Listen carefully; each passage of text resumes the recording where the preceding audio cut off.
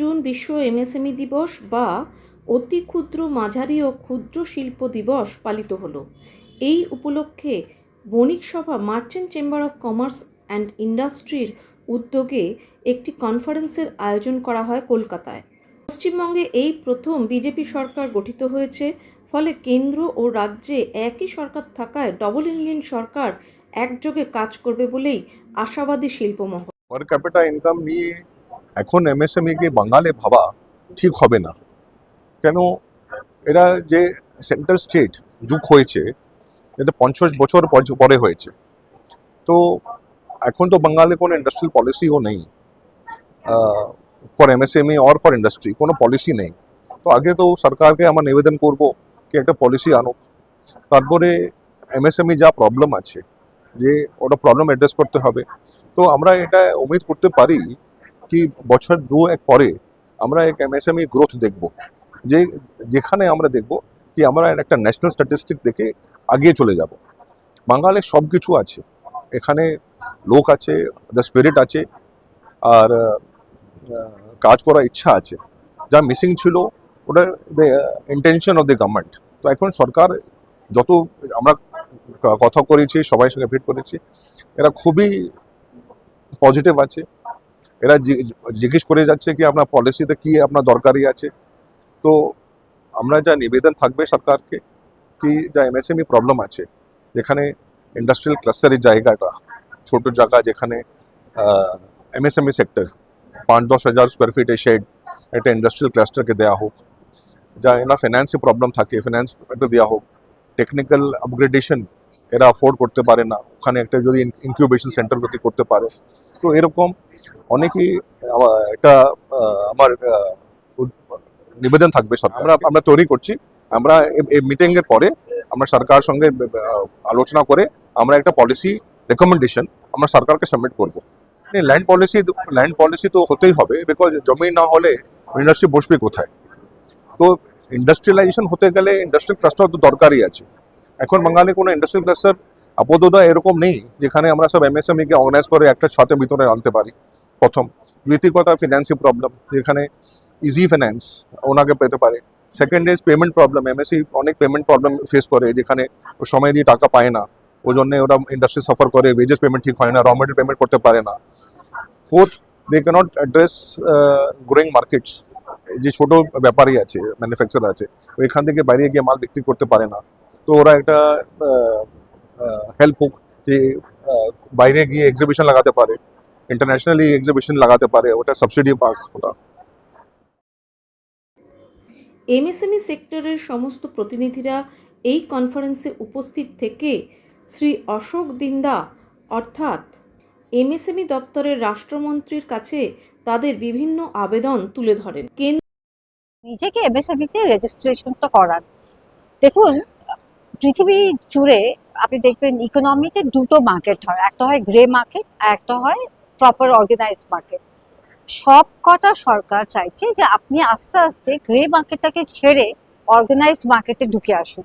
দেখবেন যখনই আপনি অর্গানাইজড মার্কেটে আসবেন আপনার ট্যাক্স দিতে হবে, আপনাকে সবকিছু বলতে হবে সরকারকে, ঠিক আছে, কিন্তু আপনি তো দেখেইছেন যে জিডিপিটা বাড়বে। আর এটা কিন্তু সার্কুলার মার্কেট, যখনই জিডিপি বাড়বে আপনি দেখবেন ওই স্পেন্ডিংটা ইকোনমিতে ফেরত চলে আসছে।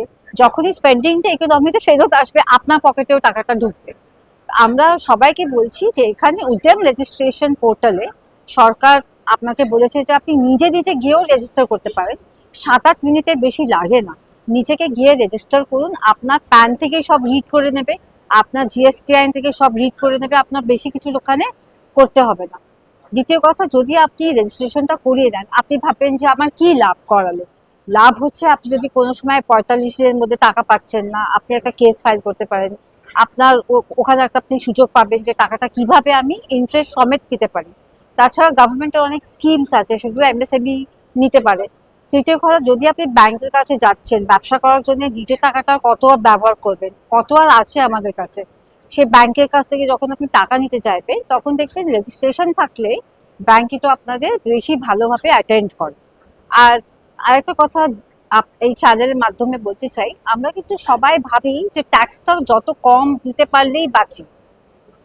আপনার কিন্তু ইনকাম ট্যাক্স ফাইলটা খুব ভাবে একদম মানে শক্ত, ইনফ্যাক্ট খুব স্ট্রং না থাকে, তাহলে কিন্তু ব্যাংক কখনো লোন দিতে পারবে।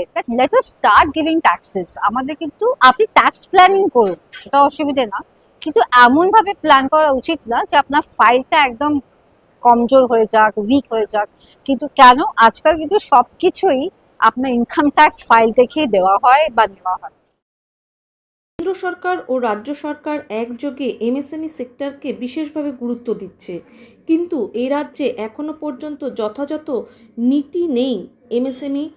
এই প্রসঙ্গে বিভিন্ন এমএসএমই সেক্টরের যে প্রতিনিধিরা ছিলেন তারা মন্ত্রীর কাছে আবেদন করেন। সারা ভারতবর্ষের মধ্যে পশ্চিমবঙ্গ আমাদের অন্যতম মালদা জেলা আমের জন্য উৎপাদন হয়। প্রায় 22,000 হেক্টর আম চাষ হয় জমিতে এবং 5 লক্ষ মেট্রিক টন আম প্রোডাকশন হতে পারে। এবছরও প্রায় 4 লক্ষ মেট্রিক টন আম মালদা জেলাতে উৎপন্ন হয়েছে। সারা পৃথিবীতে আমাদের 3টে আমের জিআই আছে এবং প্রায় 150 প্রজাতির আম মালদা জেলাতে উৎপন্ন হয়। কিন্তু দশকের পর দশক ধরে আমরা আম চাষি, আম ব্যবসায়ীরা আমরা উপেক্ষিত এবং আমরা অবহেলিত। আজ পর্যন্ত মালদাতে পরিকল্পিত আমের কোনো বাজার তৈরি হয়নি, গড়ে ওঠেনি।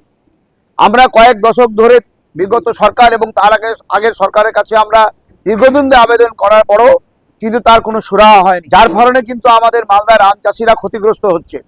এবং আমটা আমরা বিদেশে রপ্তানি করার জন্য যে ইনফ্রাস্ট্রাকচার দরকার, বিগত দিনে সরকার সেটাকে নষ্ট করে ফেলেছে।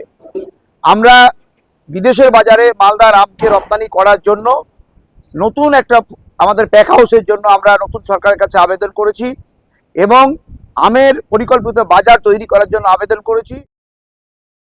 মন্ত্রী তাদেরকে আশ্বাস দিয়েছেন যে আগামী দিনে এক জানালা ব্যবস্থার মাধ্যমে সকলে যাতে একইভাবে এক জানালা ব্যবস্থায় এসে সব রকম অনুমোদন পান শিল্প গঠনের জন্য বা এমএসএমই সেক্টর গঠনের জন্য, তার সমস্ত ব্যবস্থা করবে রাজ্য সরকার। এমএসএমই এবং সাধারণ মানুষের ভালো হয়, যাতে আরও কর্মসংস্থান বাড়ে, আরও ফ্যাক্টরিজ, নতুন নতুন ফ্যাক্টরিজ আসে, আরও আমরা এক্সপোর্ট করতে পারি। সো এইগুলো নিয়েই লুক আফটার হয় যে ফ্যাক্টরি ওনার্সদের কোথাও কোথাও অনেক সমস্যা হয়, কোথাও ল্যান্ড নিয়ে, কোথাও অর্থ নিয়ে, কোথাও লোন নিয়ে। এই one window approval, single window approval যেটা আমরা যাই বলি না কেন, তো একটা মানুষ ফ্যাক্টরি করার জন্য যে সিন্ডিকেট, ফায়ারের জন্য এত টাকা, জমির জন্য এত টাকা, ওয়াটারের জন্য এত টাকা, এই লাইসেন্সের জন্য এত টাকা, এই করতে করতে করতে করতে প্রায় 8-9 মাস কেটে যেত। সে ফ্যাক্টরি করার আগেই সে নিজেই দেউলা হয়ে গেছে।